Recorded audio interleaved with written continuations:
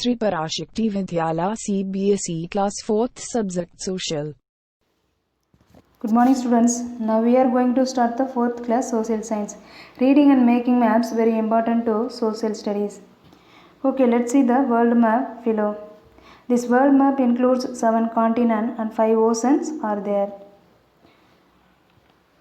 Okay, which is your country?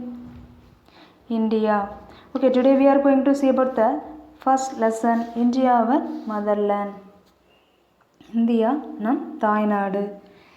India is a very big country. The total land area India is about 33 lakh square kilometers. It is the 7th largest country in the world. The countries which are larger in area than India are Russia, Canada, USA, China, Brazil and Australia. The total populations of India is more than 125 crores. அதாவது India ஒரு மிகப்பெரிய நாடு. இந்தியாவின் மொத்த நிலப்பரப்பு சுமார் எவ்வளோனா 33 லட்சம் சதுர கிலோமீட்டர் ஆகும். இந்தியா உலகின் 7வது பெரிய நாடு. இந்தியாவை விட பெரிய அளவில் உள்ள நாடுகள் என்னெல்லாம்னா ரஷ்யா, கனடா, அமெரிக்கா, சீனா, பிரேசில் மற்றும் ஆஸ்திரேலியா. இந்தியாவின் மொத்த மக்கள் தொகை எவ்வளோனா 125 கோடிகளுக்கு மேல் உள்ளன. The next, India location. Location means a particular place or position. India is located in the southern part of Asia. India consisted of the mainland and 2 groups of islands, one in the Arabian Sea and other in the Bay of Bengal. India is surrounded by Pakistan and Afghanistan in the northwest, China, Nepal and Bhutan in the north, and Bangladesh and Myanmar in the east. Sri Lanka is the south is separated from India by Falk Strait. அதாவது India ஆசியாவின் தெற்கு பகுதியில் அமைந்துள்ளது. India பிரதான நிலப்பகுதியையும் 2 தீவுக்குழுக்களையும் கொண்டிருந்தது. ஒன்று அரபிக்கடல் மற்றும் இன்னொன்று வங்காள விரிகுடா. நெக்ஸ்ட், இந்தியா வடமேற்கில் பாகிஸ்தான் மற்றும் ஆப்கானிஸ்தானால் சூழப்பட்டுள்ளது. வடக்கில் சீனா மற்றும் நேபாளமும் கிழக்கில் பங்களாதேஷ் மற்றும் மியான்மரும் அமைந்துள்ளது. தெற்கில் உள்ள ஸ்ரீலங்கா மற்றும் இந்தியாவிலிருந்து ஒரு பால்க் நீரிணைப்பால் பிரிக்கப்பட்டுள்ளது.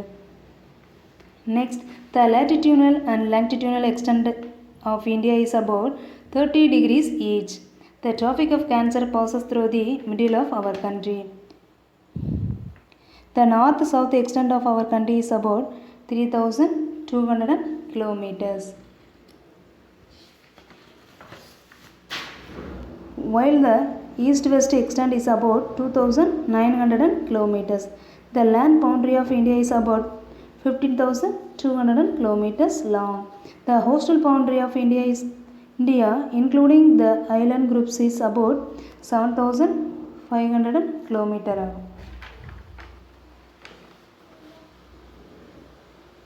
இந்தியாவின் அச்சரேகை மற்றும் தீர்க்கரேகையின் அதன் நீளமான அளவு ஒவ்வொன்றும் சுமார் 30 டிகிரி ஆகும். கடகரேகை அதனுடைய வெப்பமண்டலம் நம் நாட்டின் நடுப்பகுதியில் செல்கிறது. நம் நாட்டின் வடக்கு தெற்கு பரப்பளவு சுமார் எவ்வளோனா 3,200 கிலோமீட்டர் ஆகும். கிழக்கு மேற்கு பரப்பளவு சுமார் எவ்வளோனா 2,900 கிலோமீட்டர் ஆகும். இந்தியாவின் நில எல்லை சுமார் எவ்வளோனா 15,200 கிலோமீட்டர் நீளம் கொண்டது. அதாவது தீவுக்குழுக்கள் உட்பட இந்தியாவின் கடலோர எல்லை சுமார் எவ்வளோனா 7,500 கிலோமீட்டர் ஆகும்.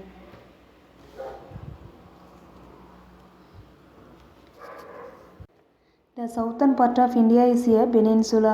It is surrounded by the Arabian Sea in the west, the Indian Ocean in the south and the Bay of Bengal in the east. அதாவது இந்தியாவின் தெற்கு பகுதி ஒரு தீபகற்பமாகும்.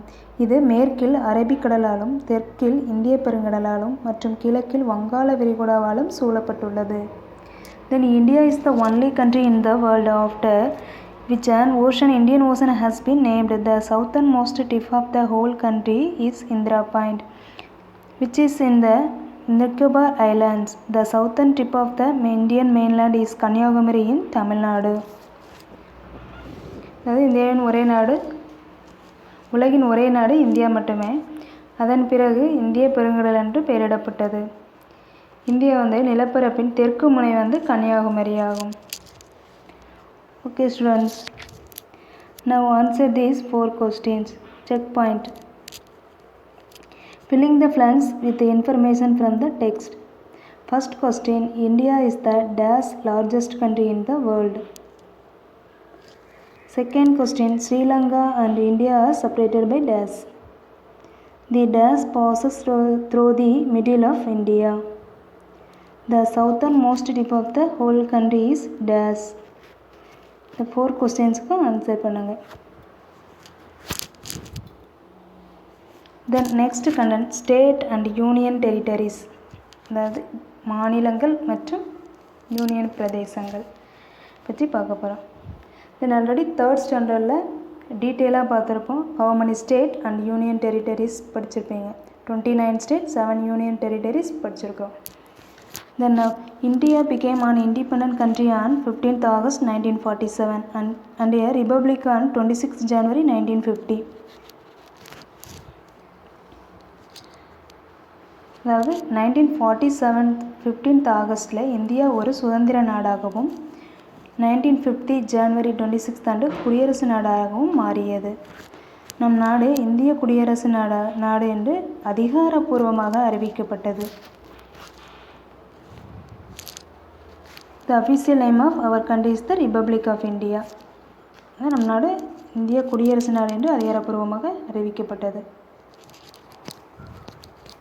Then today India is divided into 29 states and 7 union territories. The states are marked on the basis of languages spoken by the people. இன்று 29 மாநிலங்கள் மற்றும் 7 union பிரதேசங்களாகவும் பிரிக்கப்பட்டுள்ளது. தென் மக்கள் பேசும் மொழிகளின் அடிப்படையில் மாநிலங்கள் குறிக்கப்படுகின்றன. The next, the union territories are under the control of the union government. Union பிரதேசங்கள் யூனியன் அரசாங்கத்தின் கட்டுப்பாட்டின் கீழ் உள்ளன. Delhi is the capital of India. The offices of the union government are the New Delhi. அதாவது இந்தியாவின் தலைநகரம் புதுடெல்லி ஆகும். Union அரசாங்கத்தின் அதிகாரிகள் எங்கே உள்ளனர்னா புதுடெல்லியில் உள்ளனர். Rajasthan is the largest state and Goa is the smallest state in area. Rajasthan ஒரு பெரிய மாநிலமாகும். கோவா பரப்பளவில் மிக சிறிய மாநிலமாகும். Next, Uttar Pradesh has the highest population and Sikkim has the lowest. உத்தரப்பிரதேசம் அதிக மக்கள் தொகையை கொண்டுள்ளது. சிக்கிம் மிக குறைந்த மக்கள் தொகை உள்ளன. The 7 states in the northeast are called 7 sisters. அது என்ன சொல்கிறாங்கன்னா, வடக்கில் உள்ள 7 மாநிலமும் 7 சகோதரிகள் என்று அழைக்கப்படுகின்றன. Next, the 2 groups of islands are Lakshadweep in the Arabian Sea and the Andaman and Nicobar Islands in the Bay of Bengal. அதாவது 2 தீவுக்குழுக்கள் உள்ளன. ஒன்று அரபிக்கடலில் உள்ள லட்சத்தீவும் அந்தமான் மற்றும் நிக்கோபார் தீவுகளும் உள்ளன.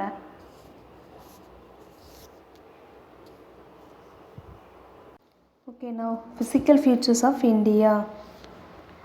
அதாவது இந்தியாவின் இயற்கை அம்சங்கள் பற்றி நம்ம பார்க்க போகிறோம். So what is meant by physical features of India?